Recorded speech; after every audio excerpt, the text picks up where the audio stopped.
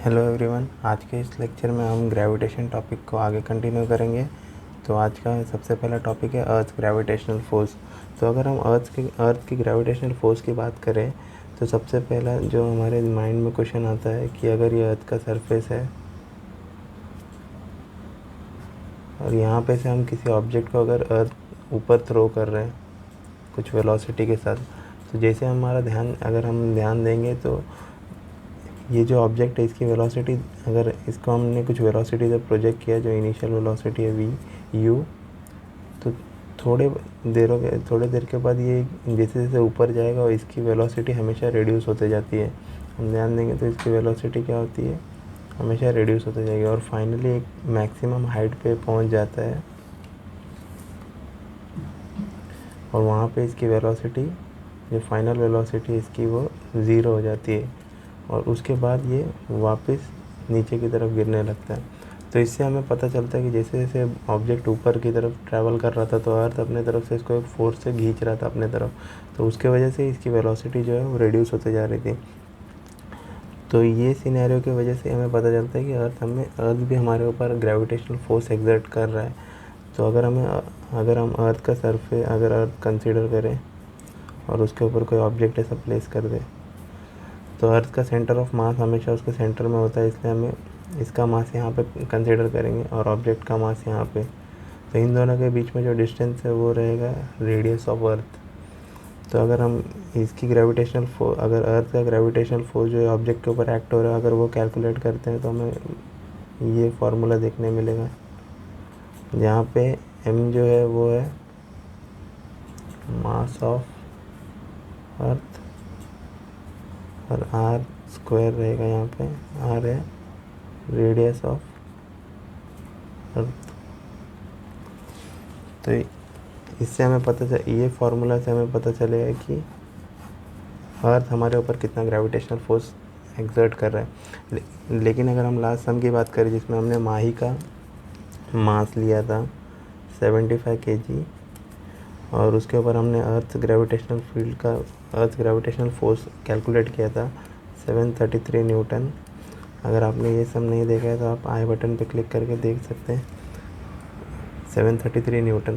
तो अगर आप ये फोर्स को देखें तो ये फोर्स आपको, और हम सेम अगर अर्थ के सरफेस पे अगर माही का वेट कैलकुलेट करें, जो कि वेट होता है मास इंटू m इंटू जी, तो ये वेट है 75, इसका मास इंटू जी की वैल्यू होती है 9.8, तो ये भी 733 न्यूटन ही आएगा। तो ये दोनों कैलकुलेशन से हमें पता चलता है कि जो अर्थ हमारे ऊपर ग्रेविटेशनल फील्ड एक्सर्ट कर रहा है वो कुछ नहीं बल्कि हमारा वेट ही है। तो इससे आप लोग को एक कंसेप्ट क्लियर हो गया होगा कि अर्थ जो हमारे ऊपर ग्रेविटेशनल फील्ड एक्सर्ट कर रहा है वही हमारे वेट के इक्वल ही है। अगर ये टॉपिक को हम आगे कंटिन्यू करें तो एफ की जो वैल्यू है वो है g अपॉन r स्क्वायर, ये हमारे वेट के इक्वल है। तो g वेट होता है m इंटू जी, तो ये और ये एक स्मॉल m कैंसिल हो जाएगा, तो g की वैल्यू आ जाएगी m अपॉन r स्क्वायर।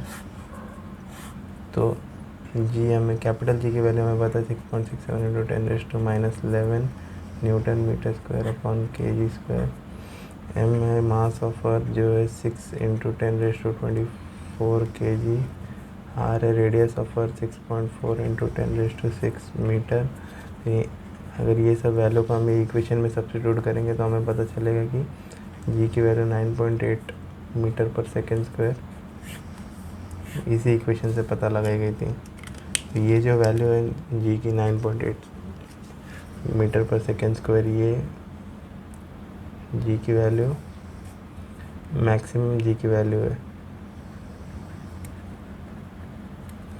तो अगर आप ध्यान देंगे तो g के इक्वेशन में जो स्मॉल g है उसके इक्वेशन में m अपॉन r स्क्वायर आता है। तो इसके अंदर से g जो है ग्रेविटेशनल कांस्टेंट है, ये तो हमेशा कांस्टेंट रहेगा वैल्यू। m जो है मास ऑफ अर्थ है, ये भी कांस्टेंट रहेगा। लेकिन ये r जो है आर जो है वो है रेडियस ऑफ अर्थ भी बोल सकते हैं।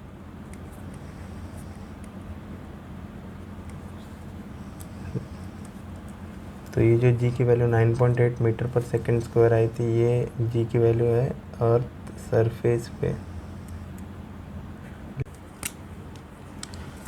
Relation between capital G and small जी। तो अगर ये देख रहे हैं हम लोग, तो हमें पता था, जैसे कि हमने अभी देखा था, g is equal to G M m upon are square. तो ये जो वैल्यू है ये अर्थ के जी की वैल्यू हमें बताती है अर्थ के सरफेस के ऊपर। लेकिन अगर हम, जैसे कि हम अगर अर्थ को कंसिडर करें और अगर हम यहाँ पे हैं अर्थ के सरफेस पे, तो ये इक्वेशन से हमें जी की वैल्यू मिल जाएगी। लेकिन अगर हम अर्थ के सरफेस से दूर जाने लग गए, अगर हम कोई सैटेलाइट में हैं या अर्थ के सरफेस से कुछ ऊपर हैं, तो जी की वैल्यू क्या होगी? तो जी की वैल्यू में जो चेंज आएगा, g h, acceleration due to gravity at height, इसे बोला जाता है acceleration due to gravity at height. तो इसमें क्या होगा कि जी और एम तो कांस्टेंट रहेगा, लेकिन जो आर है, पहले तो खाली इतना ही आर था जो रेडियस ऑफ अर्थ है, लेकिन अब ये हाइट भी ऐड हो जाएगी इसके अंदर, जो हाइट के ऊपर मतलब ऑब्जेक्ट है। तो उसके वजह से जो इक्वेशन हमें देखने मिलेगा वो r plus h the whole square रहेगा। तो अब हमें एक बात ध्यान देना है कि जी एच की वैल्यू जो है वो हमेशा जी से छोटी होगी, क्योंकि देखो यहाँ पे जी जो है G M upon are square है, डिनोमिनेटर में खाली आर है, आर का स्क्वायर है। लेकिन अब अगर हाइट पे जाके हम हाइट पे acceleration due to gravity at height देखते हैं, कोई हाइट पे देखते हैं, तो वहाँ पे जो डिनोमिनेटर है वहाँ पे आर प्लस एच का होल स्क्वायर रहता है। तो इसकी वजह से डिनोमिनेटर हमारा बड़ा होगा, इसलिए ये जो वैल्यू है वो हमेशा छोटी रहेगी। तो ये एक हमें एक बात ध्यान देना है कि एक्सेलरेशन ड्यू टू अगर हम अर्थ के सरफेस से ऊपर जा रहे हैं, तो हमारा जो वैल्यू है वो, जो हमारा एक्सेलरेशन ड्यू टू ग्रेविटी है, वो हमेशा धीरे धीरे कम होता जाएगा। तो अब हम कोई सम की बात करते हैं। अगर हमें कोई सम में g h, acceleration due to gravity at height, अगर फाइंड करने बोला है और हमें जी दिया है, जी हमें नोन है 9.8 मीटर पर सेकेंड स्क्वायर है, आर हमें पता है 6.4 इंटू 10⁶ मीटर है, और अगर हमें हाइट दिया है कि कुछ 600 किलोमीटर बोला है या फिर कुछ भी हाइट दी है, तो हम पता कैसे लगा सकते हैं इस चीज़ को? तो ये जो इक्वेशन 1 है और ये इक्वेशन 2, इन दोनों को अगर हम डिवाइड करें, डिवाइडिंग इक्वेशन 2 बाय 1, तो g h upon g is equal to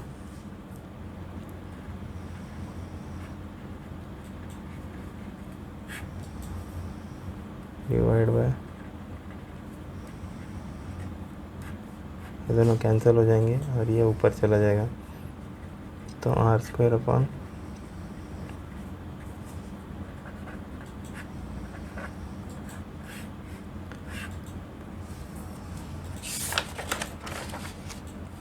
ये इक्वेशन से आप, ये इक्वेशन अगर इन दोनों को डिवाइड करेंगे तो जी एम कैंसिल हो जाएगा, आर स्क्वायर ऊपर चला जाएगा, आर प्लस एच का होल स्क्वायर नीचे। तो अगले इक्वेशन में हमें ये देखने मिलेगा, इसमें सब ये चीज़ अननोन है, ये नोन है, ये नोन है, और ये दोनों भी सब नोन है। तो ये इक्वेशन सॉल्व हो जाएगा। यहाँ से आपको acceleration due to gravity at height की वैल्यू, कोई भी किसी भी हाइट पे आपको वैल्यू निकाल सकते हो। अब अगर हम डेप्थ की बात करें, हम अर्थ के अगर acceleration due to gravity at depth, मतलब अगर हम डेप्थ की बात करें, अगर हम अर्थ का, अगर ये सरफेस है और अगर हम अर्थ के सरफेस के अंदर की तरफ इनवर्ड्स मूव कर रहे हैं, मतलब यहाँ पे अंदर की तरफ कहीं मूव करते जा रहे हैं, तो हमारा जो जी का वैल्यू होगा वो डिक्रीज़ होगा, इंक्रीज़ होगा, डिक्रीज़ होगा या कांस्टेंट रहेगा, वो देखना है अभी। ये तीनों में से क्या होगा वो देखते हैं। तो अगर हम अर्थ के सरफेस के अंदर की तरफ मूव कर रहे हैं, तो समझिए अगर हमारा ये लोकेशन ये है, तो हमारे ऊपर जो ग्रेविटेशनल फील्ड जो एक्ट होगी वो अर्थ के खाली इसी पोर्शन की वजह से होगी जो इतने रेडियस का होगा। ये जो आउटर रेडियस है इतना, ये जो पार्ट है अर्थ का, ये हमारे ऊपर अर्थ ग्रेविटेशनल फील्ड एग्जर्ट नहीं करेगा। तो हमारा जो वैल्यू है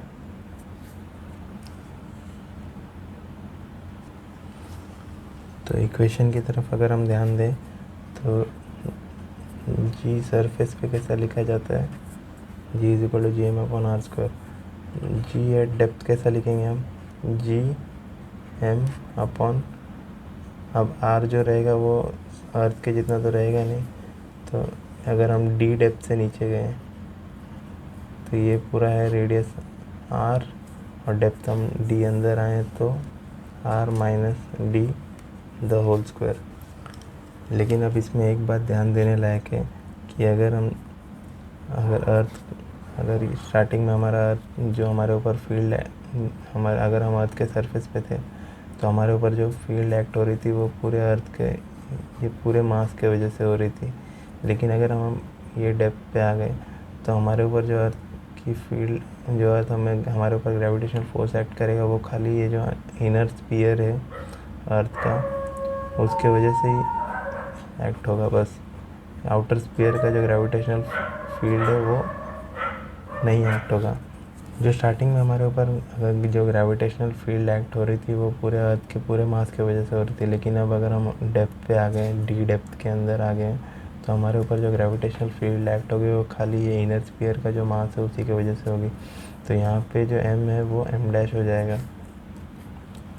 तो इसलिए जो ग्रेविटेशनल फील्ड की जो वैल्यू है वो कंपैरेटिवली, तो अगर हम acceleration due to gravity at depth की बात करें तो ये जो मास का जो लेस है, उस मास जो हमारा कम हुआ है उसके वजह से क्या होता है कि जो जी डी की वैल्यू रहती है वो हमेशा acceleration due to gravity at surface से कम होती है। तो अगर हम हाइट से बात करें तो सबसे ज़्यादा एक्सेलरेशन ड्यू टू ग्रेविटी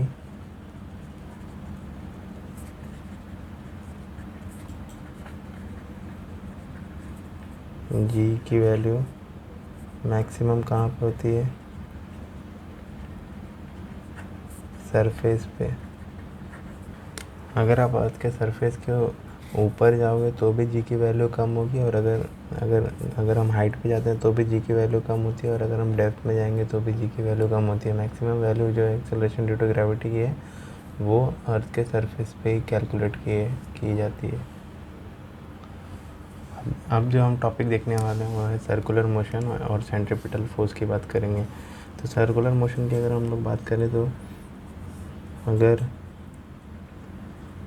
एक ऑब्जेक्ट लिया हमने, कोई भी अगर स्टोन लिया, उसको हमने एक स्ट्रिंग से टाई करके एक सर्कल में अगर रोटेट करना स्टार्ट कर दिया, तो अगर हम ध्यान से देखेंगे तो ये जो स्ट्रिंग है वो इस ऑब्जेक्ट को पकड़ के रखता है हमेशा, और उसके पाथ को सर्कुलर मोशन में कन्वर्ट, मतलब टर्न करते रहता है सर्कुलर मोशन में।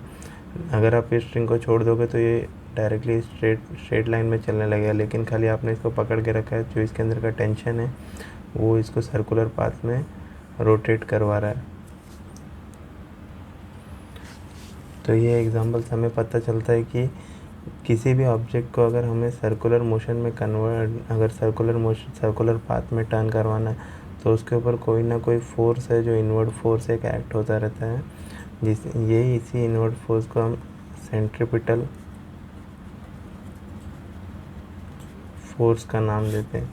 सेंट्रीपिटल फोर्स बहुत ज़रूरी है किसी भी ऑब्जेक्ट को सर्कुलर मोशन में टर्न करने के लिए।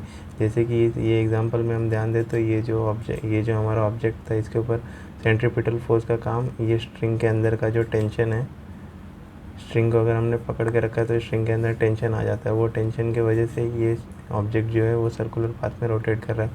तो ये एग्जांपल में सेंट्रीपिटल फोर्स को जो प्रोवाइड कर रहा है वो है टेंशन इन द स्ट्रिंग। जो स्ट्रिंग के अंदर का टेंशन है वही सेंट्रीपिटल फोर्स का काम कर रहा है इसके अंदर। अगर हम हाइड्रोजन एटम की बात करें तो हाइड्रोजन एटम में सेंटर में जो है प्रोटॉन, न्यूक्लियस के अंदर प्रोटॉन होता है, और इलेक्ट्रॉन जो है वो आउटर ऑर्बिट में सर्कुलर मोशन में इसके अराउंड रिवॉल्व करता रहता है। तो इसके ये केस में अगर हम ध्यान दें तो जो प्रोटॉन और इलेक्ट्रॉन के बीच में एक फोर्स ऑफ अट्रैक्शन है, ये जो फोर्स ऑफ अट्रैक्शन है इसको हम इलेक्ट्रोस्टैटिक फोर्स भी बोलते हैं। तो ये केस में लेकिन ये इलेक्ट्रॉन जो है सर्कुलर पाथ में ट्रैवल भी कर रहा है साइमल्टेनियसली। जो सेंट्रीपिटल फोर्स का काम है वो इलेक्ट्रोस्टैटिक फोर्स ही इसको सेंट्रीपिटल फोर्स भी प्रोवाइड कर रहा है। तो सेम अगर हम अभी अपने सोलर सिस्टम की बात करें तो सेंटर में यहाँ पे अगर सन है और उसके अराउंड अर्थ जो है वो रिवॉल्व करता है, तो इनके बीच में भी कुछ फोर्स होगा जो इनको सर्कुलर मोशन में अर्थ को सर्कुलर पाथ में ट्रैवल करवा रहा है। अर्थ सर्कुलर पाथ में क्यों ट्रैवल करता है, ये रैंडमली भी तो ट्रैवल कर सकता था, लेकिन अर्थ और सन के बीच का जो ग्रेविटेशनल फोर्स है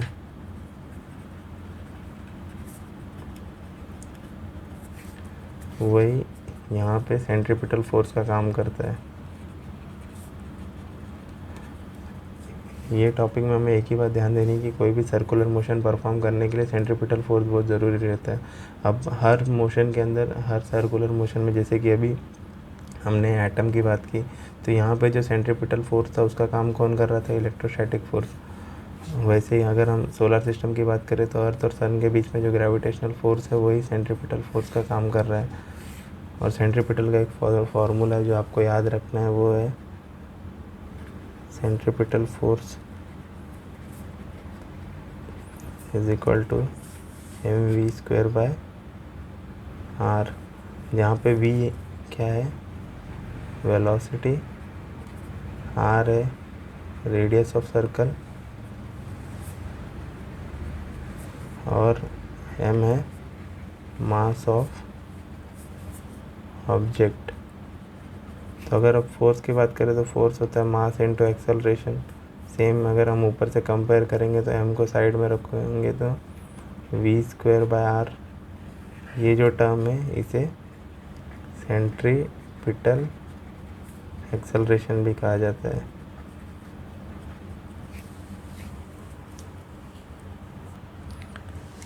अब हमने जितने भी सर्कुलर मोशन का बात किया, जहाँ अगर ये एच एटम की बात करें या फिर ये सन और अर्थ के रेवोल्यूशन की बात करें, तो ये सब यूनिफॉर्म सर्कुलर मोशन का एक पार्ट है। यूनिफॉर्म सर्कुलर मोशन में जो हमें एक बात याद रखनी है कि ये जो अगर अर्थ ये एक सर्कल कंप्लीट कर रहा है तो इसको 365 डेज लगते हैं एक बार रिवॉल्व करने के लिए पूरा। तो हर बार इसको 365 डेज ही लगेंगे, कम ज़्यादा टाइम नहीं लगेगा, इसलिए इसकी जो स्पीड है वो कांस्टेंट है। और ये टाइप के सर्कुलर मोशन को हम यूनिफॉर्म सर्कुलर मोशन बुलाते हैं। अगर सर्कुलर मोशन में आपको किसी भी ऑब्जेक्ट का अगर आपको वेलोसिटी कैलकुलेट करना है तो वेलोसिटी का हमें स्पीड का फार्मूला पता है, speed is equal to distance upon time. तो स्पीड है v, डिस्टेंस अगर सर्कुलर मोशन की बात करें तो अगर ये हमारा सेंटर है और ये ऑब्जेक्ट अगर रिवॉल्व कर रहा है इसके अराउंड, तो जो डिस्टेंस ट्रैवल कर रहा है ऑब्जेक्ट वो पूरा ये है। इस चीज़ को सर्कमफेरेंस ऑफ सर्कल भी बोला जाता है। तो डिस्टेंस किसके इक्वल आ जाता है, circumference of circle divide by time. तो v is equal to circumference of circle का फार्मूला हमें पता है 2πr अपॉन t। इससे हम वेलोसिटी कैलकुलेट कर सकते हैं किसी भी ऑब्जेक्ट का जो सर्कुलर मोशन में रिवॉल्व कर रहा है उसकी। तो अब हम देखेंगे केपलर लॉ। केपलर जो था वो एक जर्मन एस्ट्रोनॉमर था।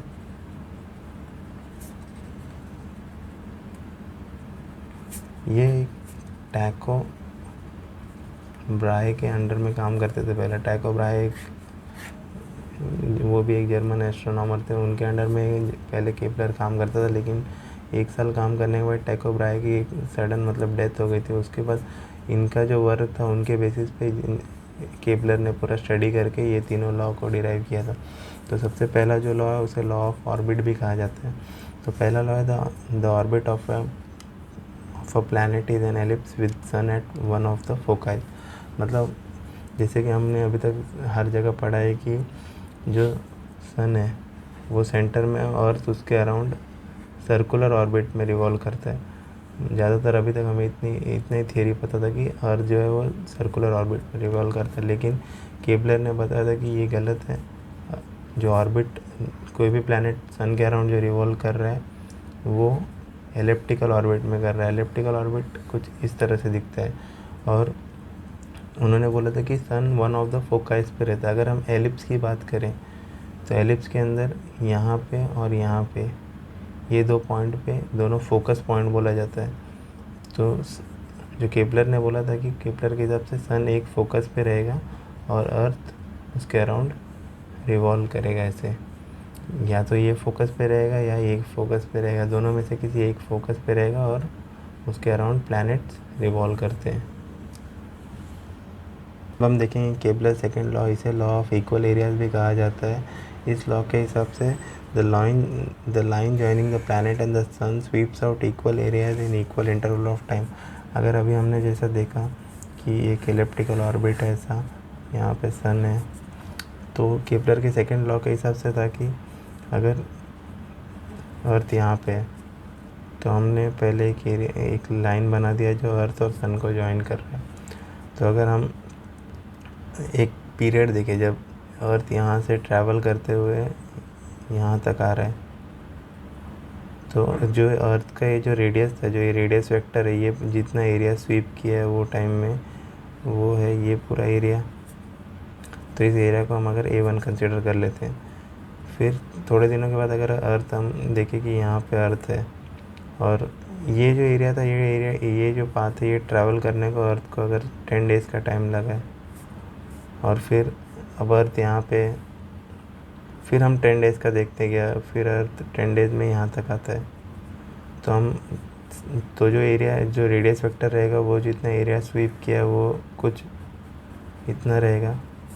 इससे अगर A2 लेते हैं और इसको ट्रैवल करने के लिए भी 10 डेज़ ही लगे, तो केपलर ने बोला था कि अगर जो ये रेडियस वेक्टर है वो जितना एरिया स्वीप कर रहा है कि कोई पीरियड ऑफ टाइम में, जैसे कि 10 डेज़ में उसने A1 एरिया स्वीप किया था और यहाँ पे भी 10 डेज़ पे उसने A2 एरिया स्वीप किया था, तो A1 और A2 इक्वल रहेंगे। तो इसलिए इसे लॉ ऑफ इक्वल एरियाज भी कहा जाता है। एक बार और देख लेते हैं। The line joining the planet and the sun sweeps out equal areas in equal interval of time. तो ये जो इक्वल इंटरवल ऑफ टाइम है 10 डेज़ का, उसके अंदर जो ये रेडियस वेक्टर है वो इक्वल एरिया स्वीप करेगा।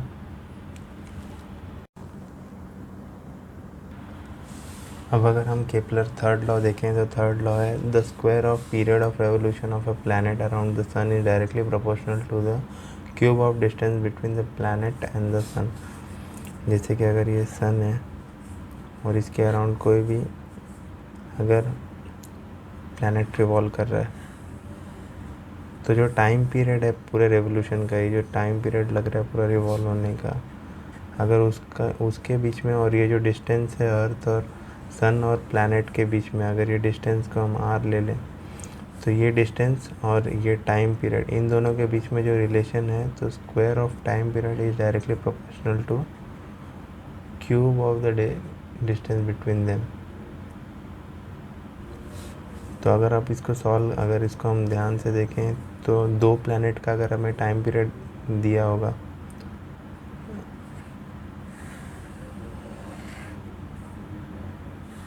तो दोनों का रेडियस अलग अलग होगा, इसका R1, इसका R2, इसका टाइम T1, इसका टाइम T2।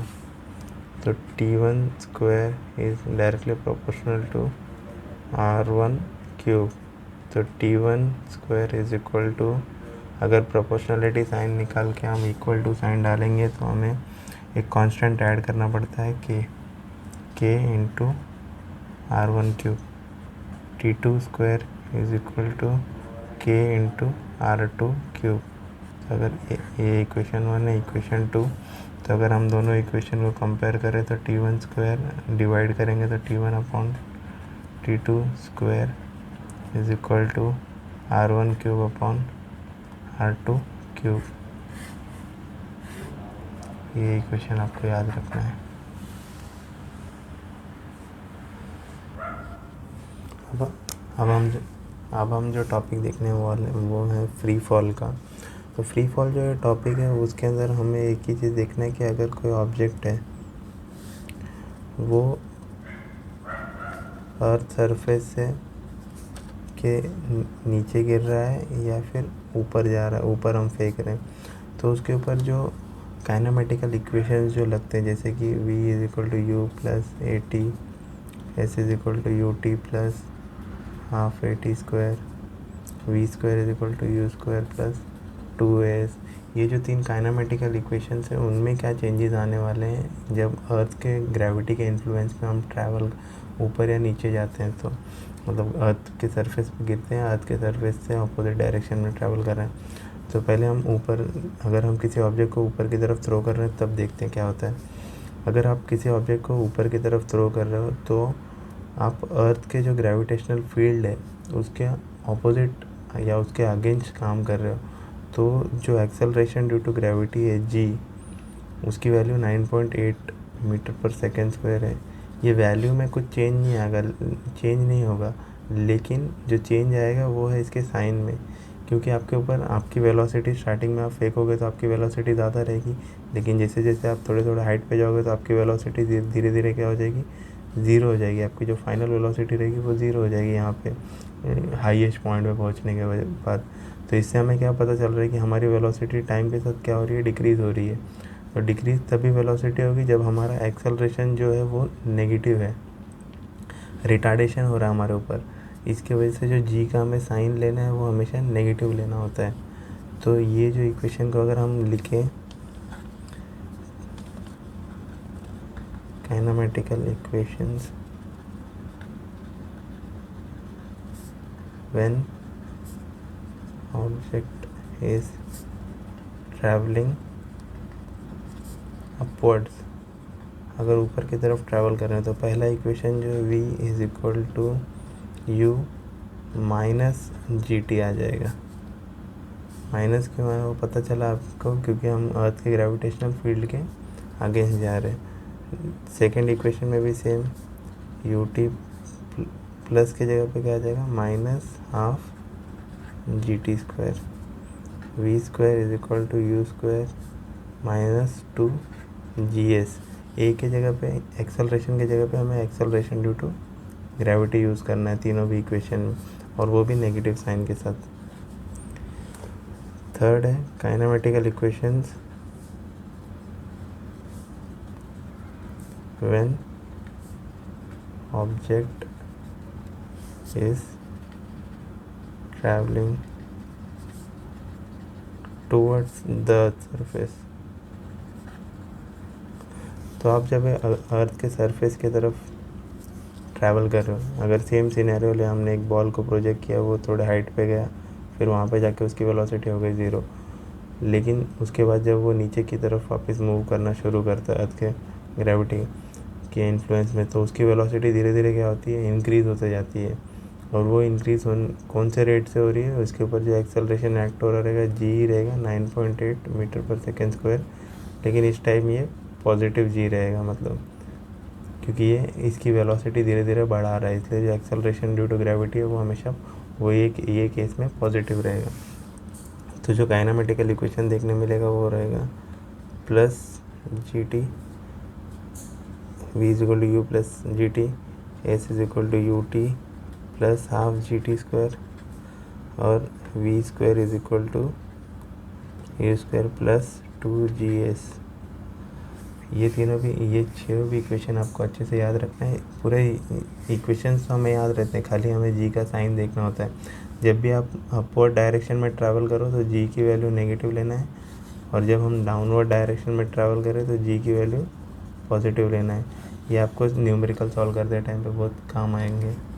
तो अब हम एक न्यूमेरिकल देखेंगे सेम टॉपिक के ऊपर। तो अब जो है फ्री फॉल टॉपिक है इसके ऊपर हम एक न्यूमेरिकल देखते हैं। तो ये न्यूमेरिकल कुछ इस तरह से, an iron ball of mass 3 kg is released from a height of 125 metre and falls freely to the ground, assuming the value of g to be 10 metre per second square. Calculate, first क्या calculate करना है, time taken ball by the ball to reach the ground, velocity of the ball on reaching the ground, the height of the ball at half of the time it takes to reach the ground। तो सबसे पहला काम, कोई भी numerical देखें तो सबसे पहला काम है कि गिवन लिख लें, जो हमें क्वेश्चन में दिया जो भी इंफॉर्मेशन दिया उसके बारे में लिख लें। तो सबसे पहला है मास दिया है ऑब्जेक्ट का 3 kg, फिर हाइट दिया है, कुछ हाइट पे ऑब्जेक्ट जहाँ से उसको रिलीज़ किया जा रहा है, तो 125 मीटर के हाइट पे। जी की वैल्यू दी है 10 मीटर पर सेकेंड स्क्वायर। जी है एक्सेलरेशन ड्यू टू ग्रेविटी। और एक हो सके तो कोई हर सम का डायग्राम बनाने का कोशिश करें। डायग्राम बनाने से क्या होगा कि आपको सम इजीली सॉल्व कर पाओगे और आपको सम के अंदर जो प्रैक्टिकलिटीज़ हो रहे हैं, जो मतलब जो भी इवेंट हो रहा है उसके बारे में और डिटेल नॉलेज मिलेगा। तो सबसे पहला क्या है, हमारा एक बॉल है 3 kg मास का, is released from a height of 125 metre. तो 125 मीटर के हाइट से एक बॉल को रिलीज़ किया गया। तो ये सरफेस बना लेते हैं हम, और सरफेस यहाँ से कुछ हाइट है 125 मीटर का, यहाँ से बॉल को क्या किया गया है, रिलीज़ कर रहे हैं, तो नीचे की तरफ रिलीज़ कर रहे हैं। तो अगर किसी बॉल को आप ऊपर ऐसे छोड़ रहे हो, ऊपर से ऐसे ड्रॉप कर रहे हो, तो जब वो बॉल आपके हाथ में है तब उसकी वेलोसिटी क्या है, वो उसकी इनिशियल वेलोसिटी है। और वो हमें एक पता है कि वो हमेशा ज़ीरो ही है, क्योंकि हम उसे पकड़ के रखे हैं ना। तो इसलिए इनिशियल वेलोसिटी ये केस में क्या है, ये जो गिवन है वो हिडन है। मतलब वो आपको क्वेश्चन रीड करके आपको समझना पड़ेगा कि अगर मैं किसी बॉल को रिलीज़ कर रहा हूँ तो उसकी initial velocity automatically 0 metre per second हो गई। अब यहाँ से सॉल्व करना थोड़ा इजी हो जाएगा। तो अब सबसे पहला क्या देख लेते हैं कि टू फाइंड क्या है, फाइंड क्या करना है। 3 चीज़ें फाइंड करनी है हमें। सबसे पहला है time taken by ball, second है velocity of ball on reaching the ground, final velocity पूछा है। फिर थर्ड है height of the ball at half of it time it takes to reach the ground. तो मतलब हाइट फाइंड करना है at t half, height at t half. अब देखेंगे हम लोग,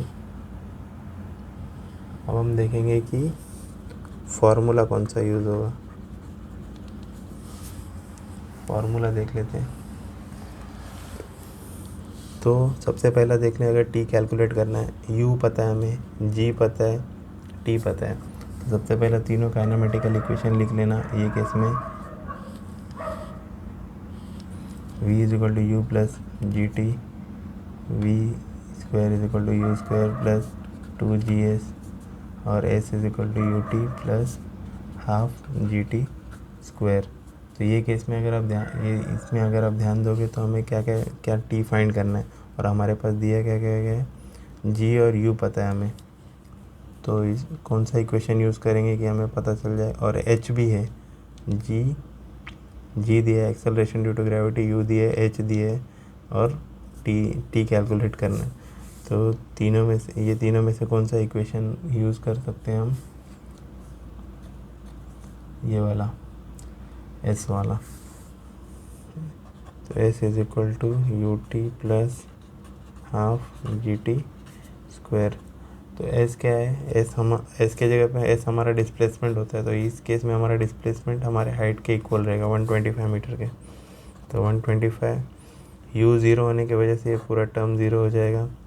हाफ जी की वैल्यू 10 लेना है, 10 इंटू टी स्क्वायर। तो इसको यहाँ ये 2 वहाँ पे चला जाएगा। तो t square is equal to 125 into 2 divide by 10, 125 into 2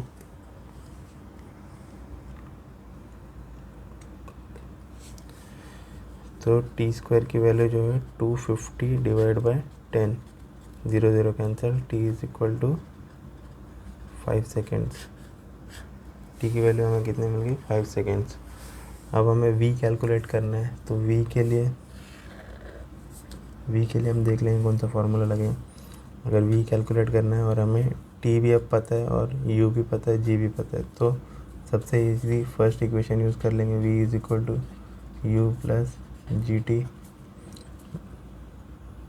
अब यू की वैल्यू 0 है तो u 0, v is equal to g की वैल्यू 10 है into 5 is equal to 50 metre पर सेकेंड्स।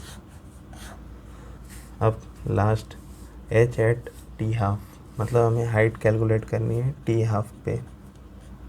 तो t हाफ की पहले वैल्यू कैलकुलेट कर लेंगे। अगर t की वैल्यू कितनी दी है, t is equal to 5 seconds हमें मिला है। तो t हाफ की जो वैल्यू होगी वो इज़ इक्वल टू 2.5 सेकेंड्स। तो t हाफ पता है हमें, तो t के लिए हम कौन सा फार्मूला यूज़ कर सकते हैं, t हाफ के लिए थर्ड वाला। तो h is equal to height calculate करना है ut plus half gt square. u zero होगा क्योंकि इनिशियल वेलोसिटी ज़ीरो है, ut का टर्म पूरा ज़ीरो हो गया। उसके बाद हाफ इंटू g की वैल्यू है 10 इंटू t की वैल्यू है 2.5 का स्क्वायर। तो h की वैल्यू आ जाएगी 10 इंटू 2.5 का होल स्क्वायर। 2.5 का होल स्क्वायर होता है 6.25 इंटू 10, तो हो जाएगा 62.5 मीटर। तो इतना हाइट, जो तो third equation the height of the ball at half time to reach the ground is 65। Hope सभी को ये क्वेश्चन समझ में आया होगा। अगर आपको कोई भी डाउट है तो आप कमेंट सेक्शन में पूछ सकते हैं।